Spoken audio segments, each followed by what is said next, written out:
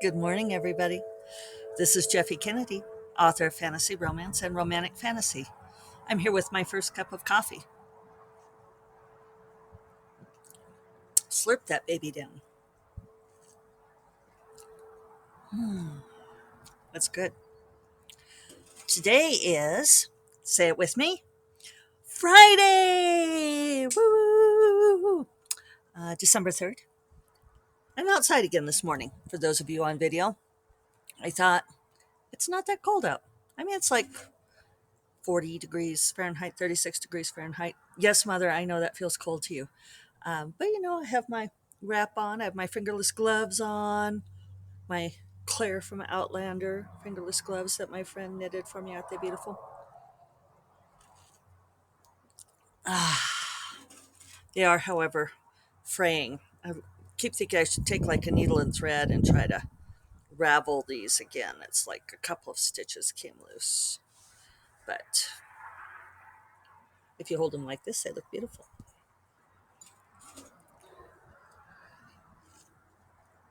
But yes, it makes me happy to sit out here to have my first cup of coffee. So I thought, why not just try to do it? Unless I'm like absolutely miserable, I'm going to try it first. So I don't know. We may get some abortive openings, or you may never know. I might just restart if I go back inside.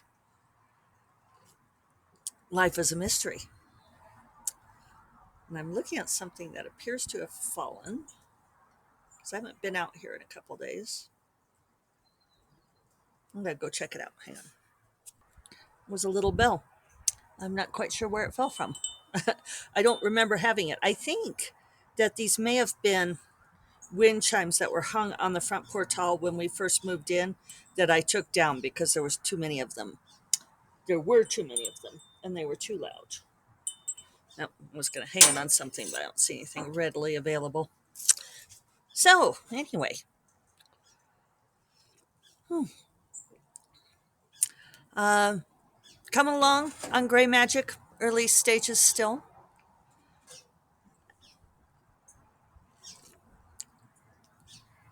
Yeah, I don't feel like I have a whole lot to say about that.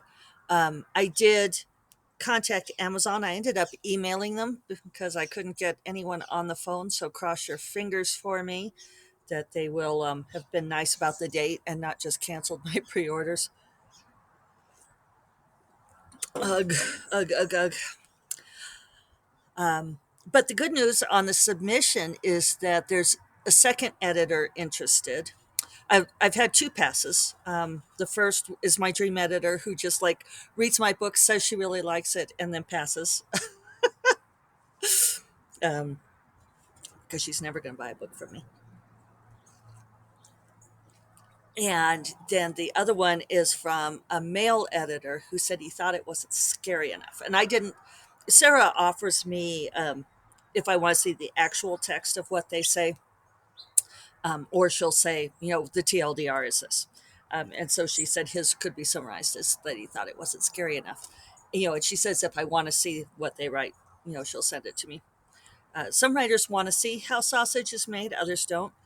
I had this one author friend who didn't want to know anything at all from her agent. She didn't want to know when they were on sub or who they were on sub to or anything.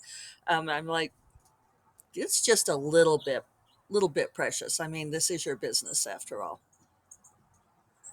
The other nice thing about being outside is all the birds. Hi, some sort of little chickadee up there, little narrow beaked insect eater.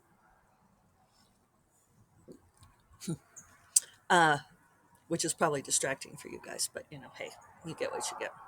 You know what? Some of my roses are still in bud. They're like have not given up yet. Um, but anyway, so I've forgotten to ask her to go ahead and send me the text of what that first editor said because I was interested to see her exact words. Um, so my agent summarized it as liked it but didn't love it. Um, but I declined to see the guy who said that it wasn't scary enough because it's like, it's about women and sexual peril, and I could see that a guy wouldn't find that particularly scary. Nothing against him, but it's like, yeah, maybe you wouldn't grok this. Also, I don't plan to lean into the horror aspects of it, so I didn't necessarily need advice. Sometimes you get good advice, but in this case, I was like, yeah, which was exactly what my agent thought. She's like, no, it's not going to be helpful for you because you're not going to go that direction. But yeah, second agent came back to me with questions. So I sent back answers like a good writer kitty. Um, but yeah, she would be great to work with. So that could be exciting. So maybe this will all be worth it. Um, yeah. So I'm avoiding looking at things like email. I'm very tempted to see. Should we just look and see if my pre orders are still there? Let's look. I don't think I could stand it. So far, my pre orders are still there. So now I'll have to look for an email from Amazon to see if they replied to me. If they didn't, I'm going to have to find a phone number. Trying to get someone on the phone is not easy. So, yeah, that's where I'm at on my things, and looking forward to having an unscheduled weekend. I think I mentioned that already. Shopping and decorating, maybe just getting into some seasonal fun. There was a some tweets yesterday that I saw about Dan Savage's uh, Savage Love column. Um, I really enjoyed Dan Savage. I've incorporated some of his advice in the books and referenced him numerous times. I think he's awesome. And yeah, Dan is he has great insight into sexuality and human nature. And so he had tweeted something where a reader had given advice to someone who had written into his column. So, and I'd missed it because I've been busy this week. So I went back and looked at the column and looked at the tweet, and I nearly did a tweet thread in response, which I might still do. I don't often do those, but definitely reach a different audience that way, I think. So I may. But I wanted to talk about it some because the gal had written in saying that she was 23 and had been dating a 40-year-old coworker, and that it had been kind of a casual hookup for her, but he'd been going through a really shitty time and he really needed her, and they had exchanged I love yous.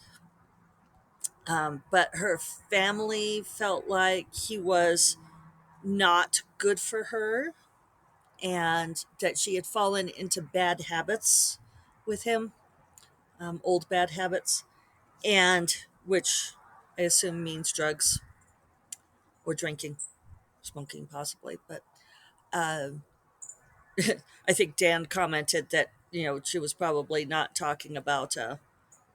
I can't remember what his examples were. He was funny, but like public displays of affection or those sorts of habits. Um, and that she was interested in another coworker who was about her age, and that she was trying to figure out how to extract herself gently from this relationship.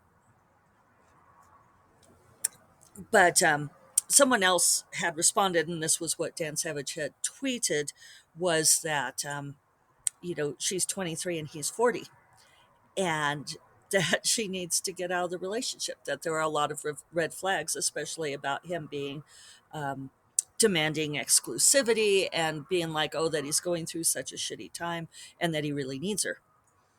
And that, on top of Taylor Swift coming out with Taylor's version of All Too Well, which, damn that woman. She did a 10-minute version of the song, which is now, which has topped the charts, and it is now broken the record for longest song to take number one. It beat out American Pie, which had been holding it for a very long time. And she did the 15-minute short film that goes with it. And she cast this young woman whose name I will not remember, Sadie something, I think, gorgeous young redhead to essentially play the young Taylor Swift or the fictionalized version of Taylor Swift.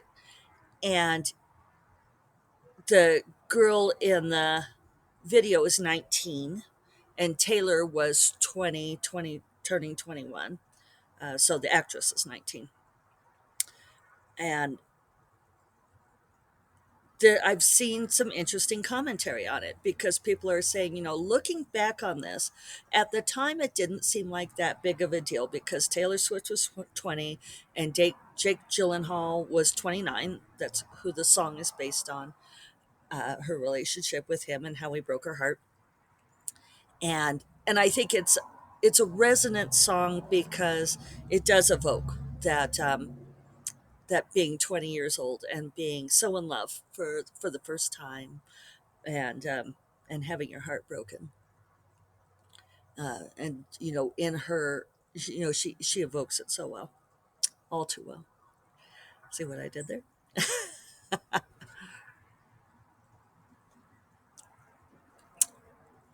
But people have been saying,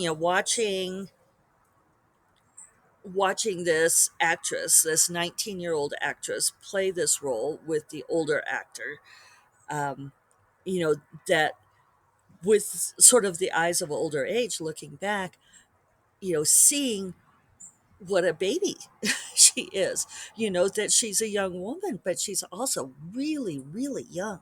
And that age differential between 20 and 29 is a huge differential. Um, and there was a power differential too.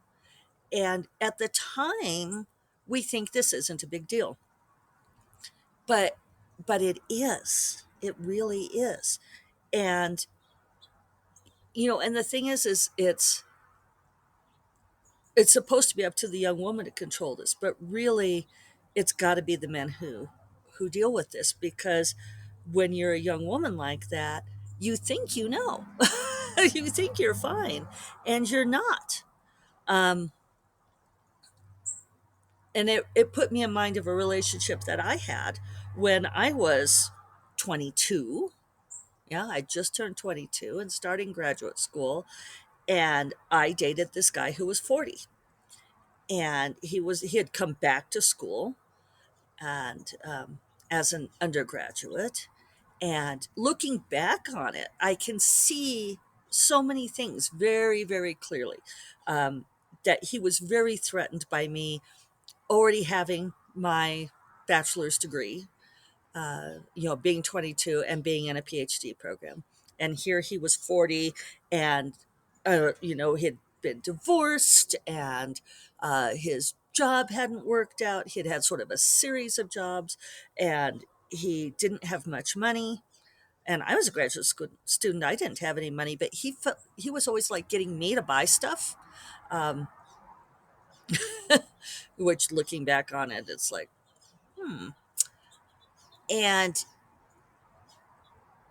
yeah, I mean, I just think back to the way that he treated me.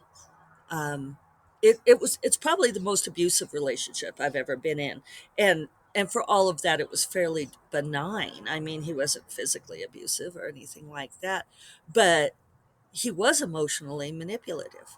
And I think that's one of the things that we come back to on these things is that when a 40-year-old man is dating a woman in her very early 20s, um, he's in it for the nubile young flesh. I mean, all cis het men are, or all het men are, maybe. Um, that's they love those young female bodies, right?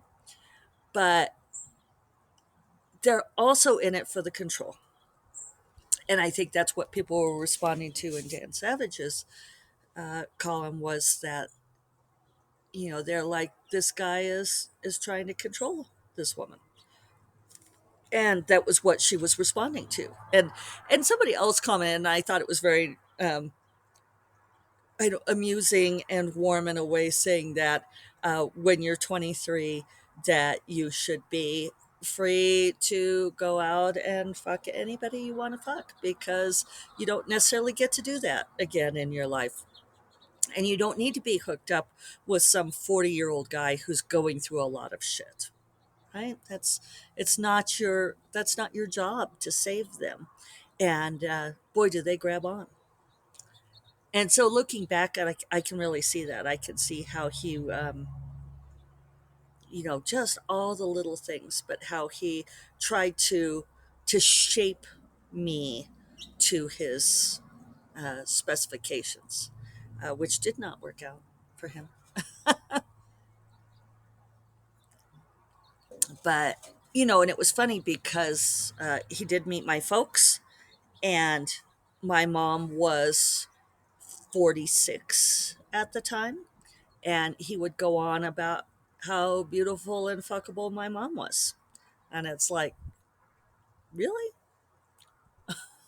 And he thought that, at least he presented it as if that were a compliment. And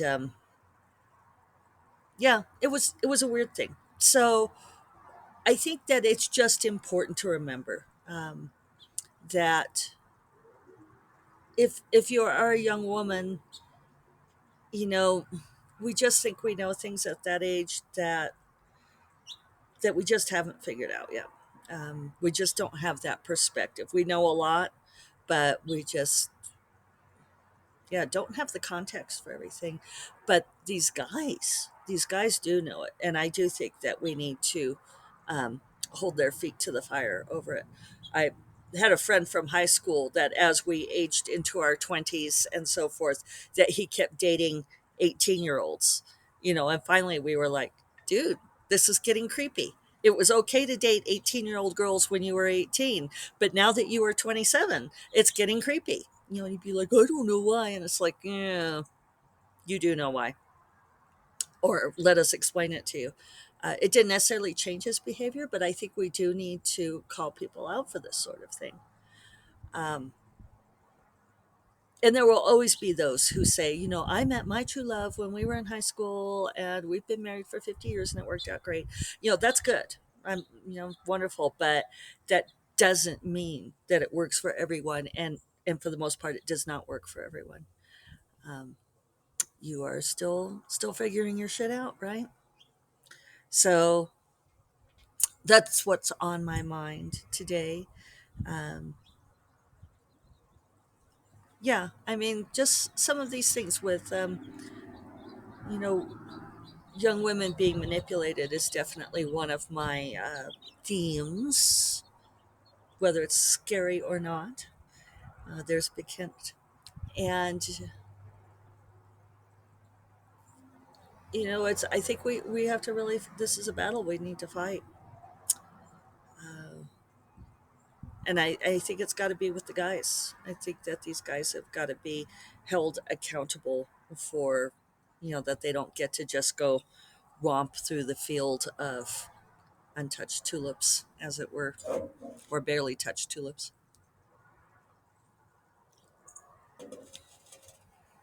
So, on that note, I'm going to bid you all a wonderful weekend. Hope you have time to enjoy the season. Happy Hanukkah, Baruch Adonai. For those who celebrate. I think it's day 3, day 4, maybe day 4 tonight, but tonight is Shabbat. So blessed Shabbat to you all, and happy Hanukkah. And if you're preparing for other seasonal festivals, I hope you uh, derive some joy from that. I'll remind you all that First Cup of Coffee is part of the Frolic Media Podcast Network, and you will find more podcasts that you love at frolic.media/podcasts. And I will talk to you all on Monday. Take care. Bye bye.